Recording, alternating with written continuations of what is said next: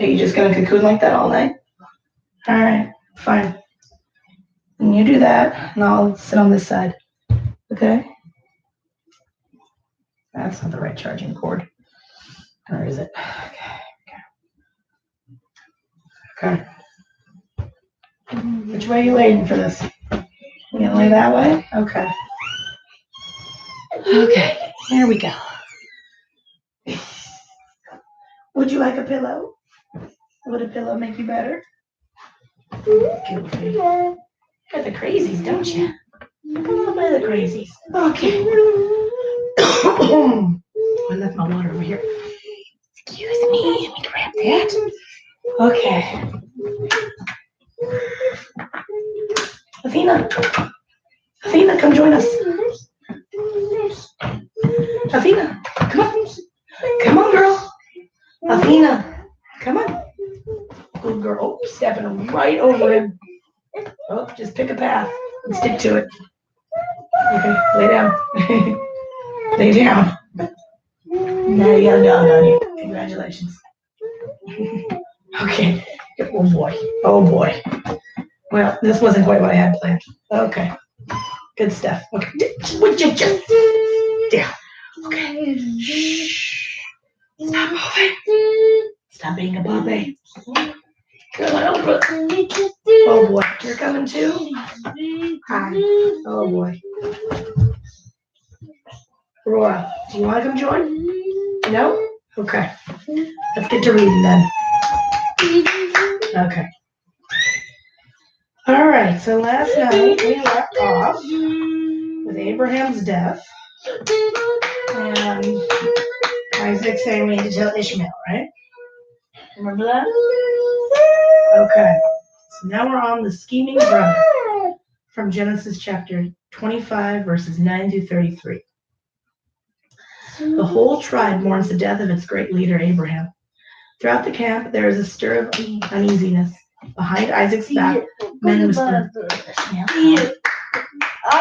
One day, a great cloud of dust rises in the distance. It's Ishmael with a band of riders. Breathlessly, the whole camp looks on as Ishmael goes out to meet his brother. Ishmael, my brother. That same day, the tribe of Abraham journeys to the burial cave of, oh gosh. How do you say it? Machpelah? Machpelah.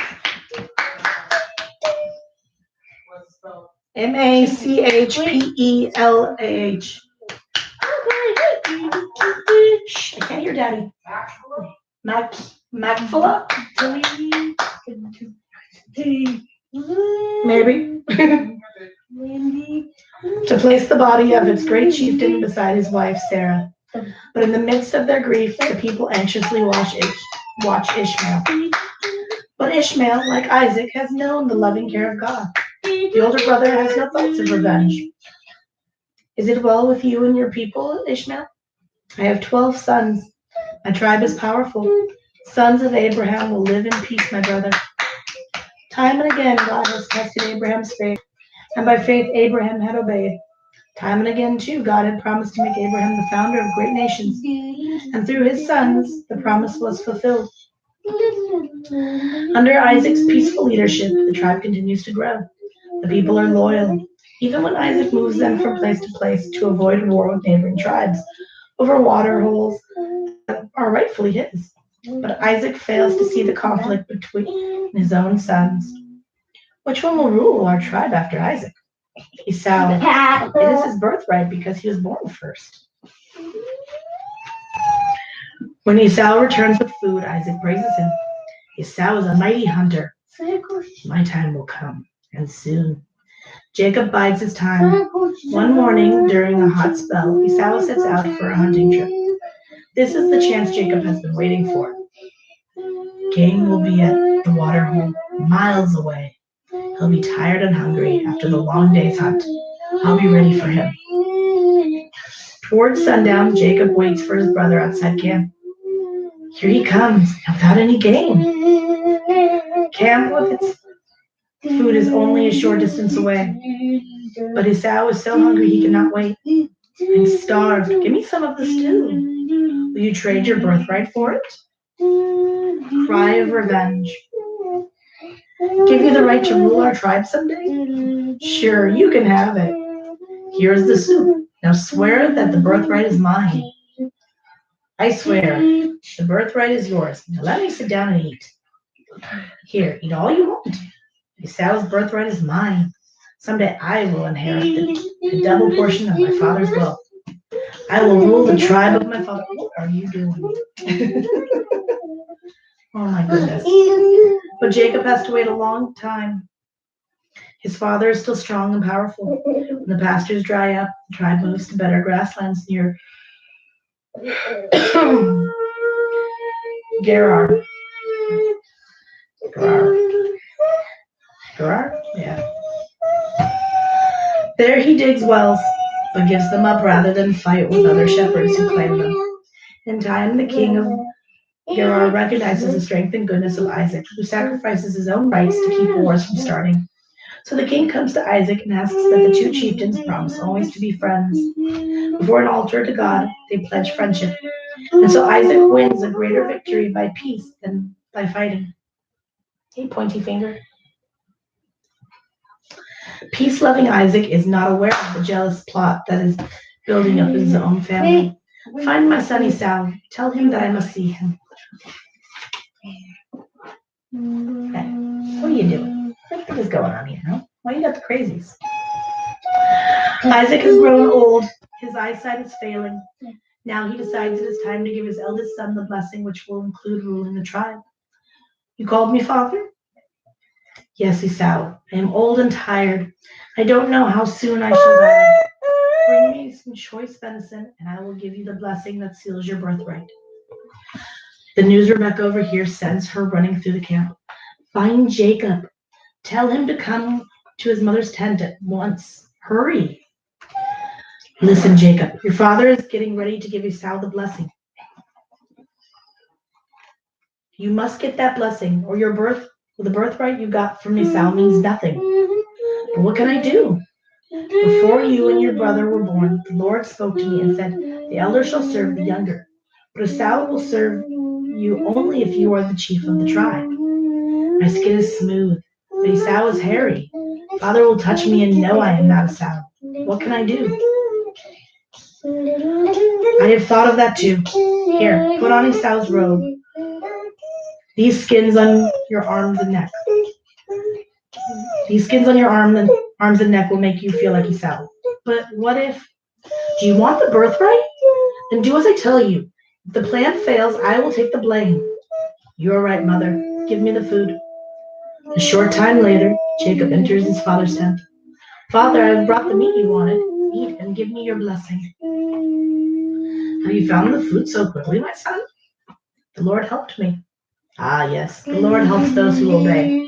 Come near me that I may make sure you are my eldest son before I give the blessing. Strange. The voice is the voice of Jacob. The hands are Esau's. Are you truly my son, Esau? I am. The lies he had told weighed heavily on Jacob's mind. Stab it with the toes. He turns away while his father eats of the blessing and the feast. If Jacob is tempted to tell the truth, he gives up all thought of it. And his father asks him to kneel before him. Alessandro, please, honey, don't do that. Liar! God give thee. Hey. Alligator. Horse. Okay. Hey. You're getting too crazy, okay? It's bedtime. All right? I'm trying to keep you covered.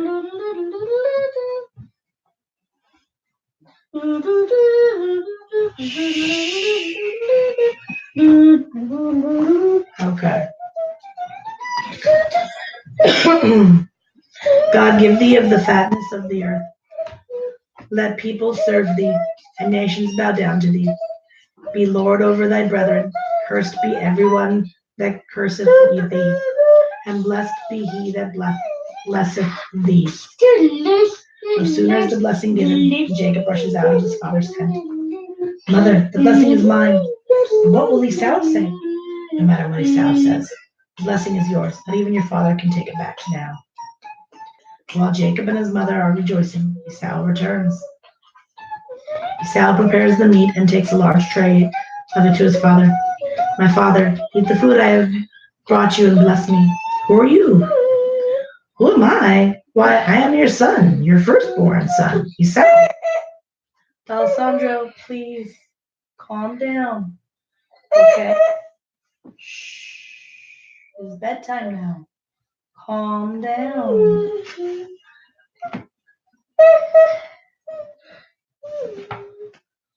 Calm down.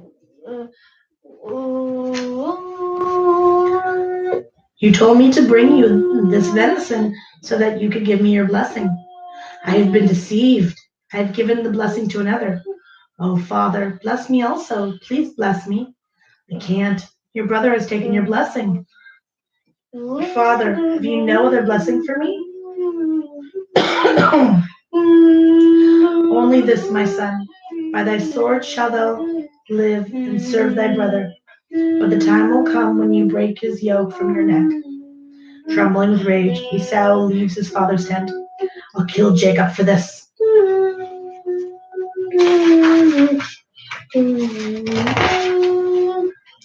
Tricked with Esau's threat to kill Jacob ringing in her ears, the servant girl runs to Rebekah's tent. Esau is going to kill Jacob. Esau is upset. Tell no one what you have heard. Find Jacob and tell him to come to me at once.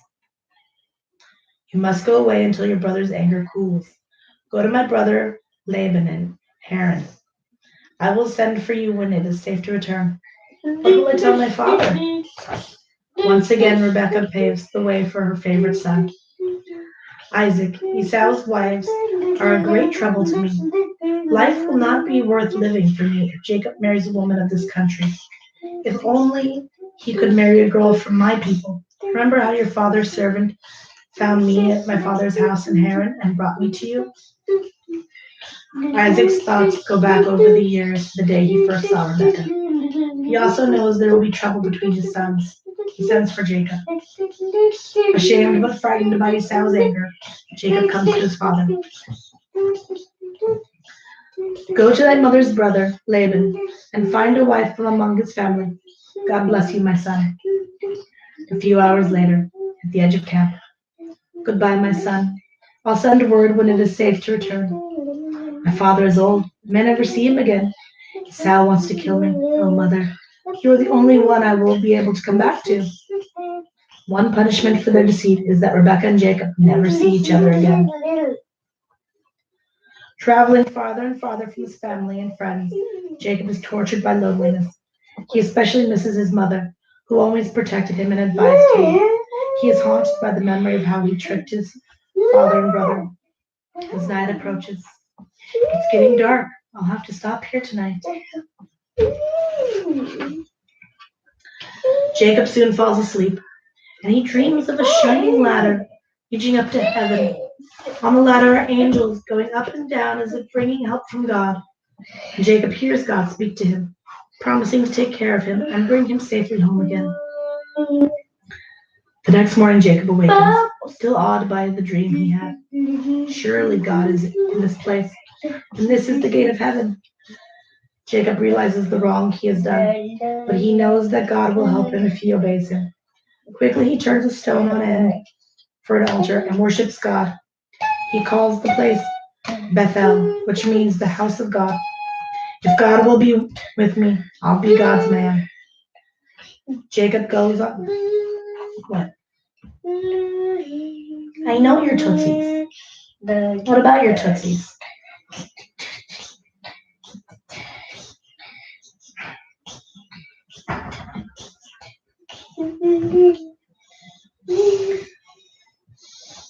Well, you're not relaxing. It's hard to crack your toes if you're not going to relax.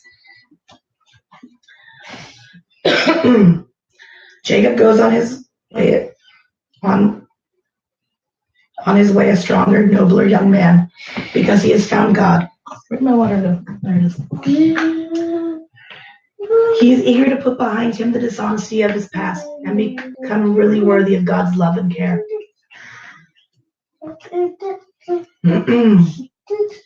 Shepherds around a well. Maybe they can help me find my Uncle Laban. Can you direct me to the chieftain Laban? Laban? Why, yes. That flock of sheep is his. That's his daughter Rachel with them. What a beautiful girl. Quickly, he rolls a stone from the well and helps Rachel water the sheep. When he tells who he is, she runs to tell her father. That night, Laban holds a feast for his nephew Jacob. Leah, the elder daughter, serves the food, while Rachel listens to Jacob as he tells of his home and long journey to Haran. A month later, Laban makes a bargain with Jacob. What kind of wages do you want to work for me? I love Rachel. I will serve you 7 years if I can marry her.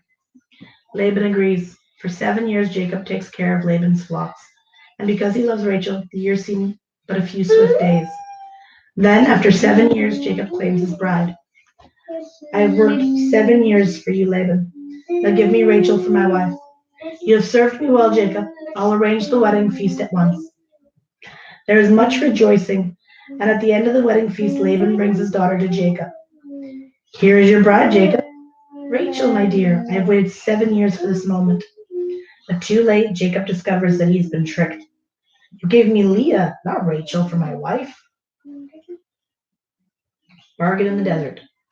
Don't blame me. Leah's my oldest daughter, and she must be married before Rachel. It's the custom of our people. But Rachel is the one I love. I worked 7 years for her. Work for me another 7 years, and you can marry her next week. For Rachel, I'll do it. I was tricked, Rachel. I love you, and I'll work 7 more years if you will marry me. I do love you, Jacob, and I'll marry you.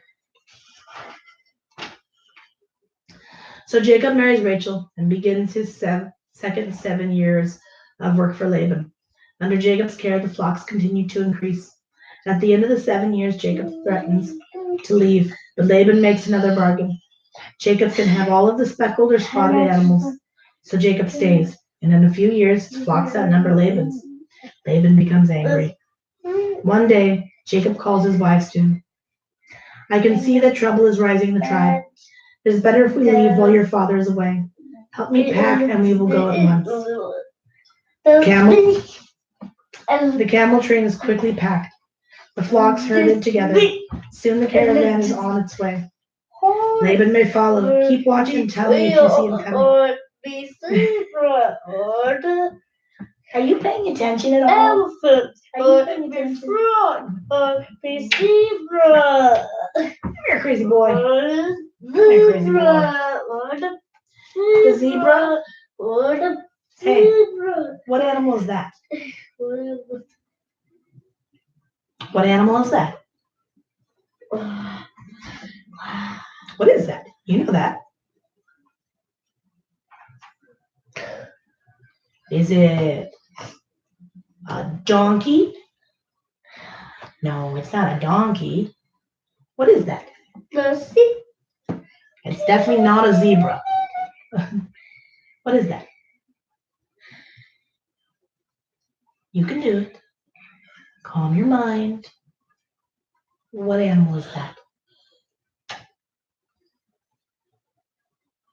What animal is that?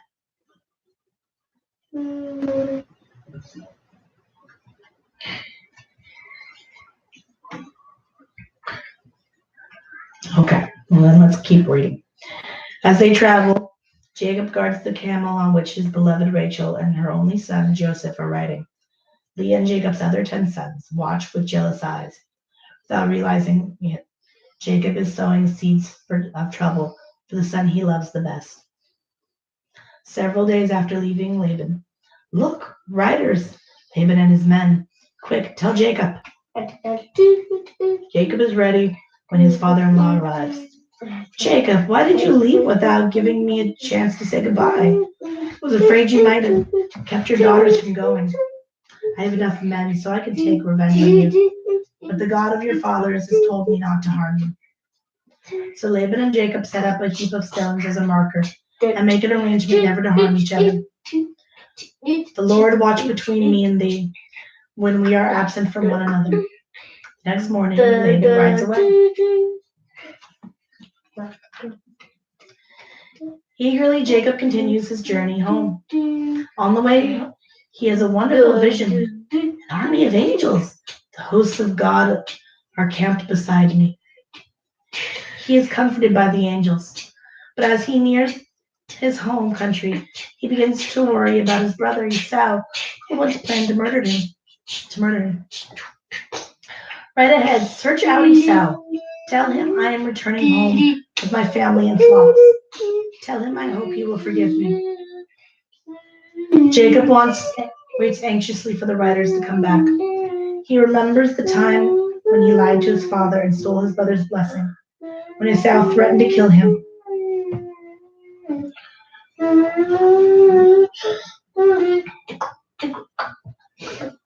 Finally, the scouts return. We saw Esau. He's coming to meet you. 400 men. Journey to Hebron. On time. Okay. So we'll read this last little bit and then we'll call it for tonight. Okay. So Journey to Hebron is from Genesis 32, verses 7 to 33, and chapter 35, 1 through 20. Jacob is frightened, but he is also shrewd. He divides his caravan into two sections and sends servants ahead with presents for Esau. If Esau attacks one group, the other can escape. That night Jacob prays, confessing his sins, admitting his fear, and asking God's help. But still he cannot sleep.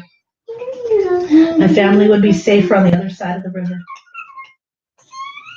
So in the middle of the night, he moves his family.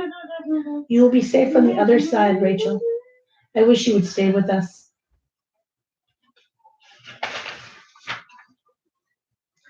But Jacob needs to be alone, and later that night, as he prays, he feels himself wrestling with a mysterious stranger.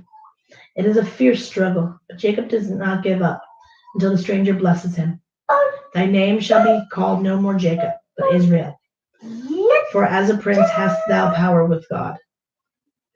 The next morning, Jacob finds himself lame from wrestling with the angel.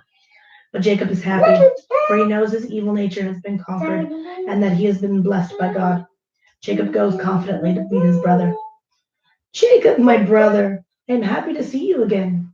Esau, how glad I am.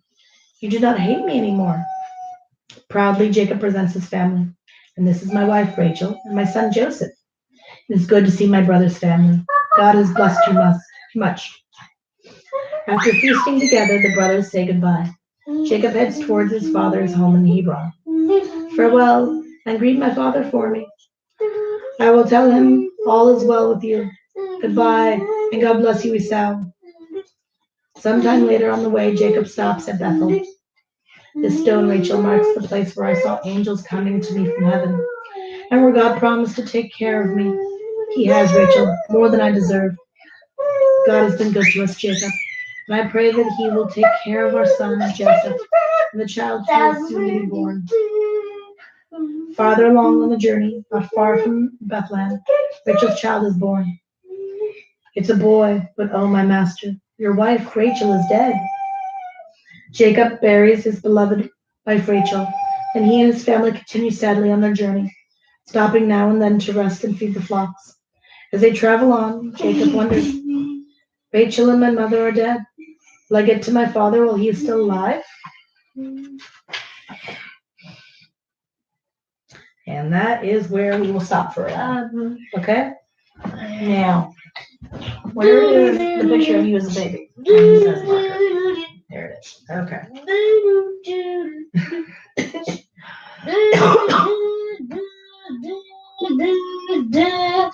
You're definitely going to school tomorrow. Okay? So you need to go to sleep. Okay? You need to calm down. Oh my goodness. This boy. What am I going to do with you, huh? Fingers out of your booty. I know, for real.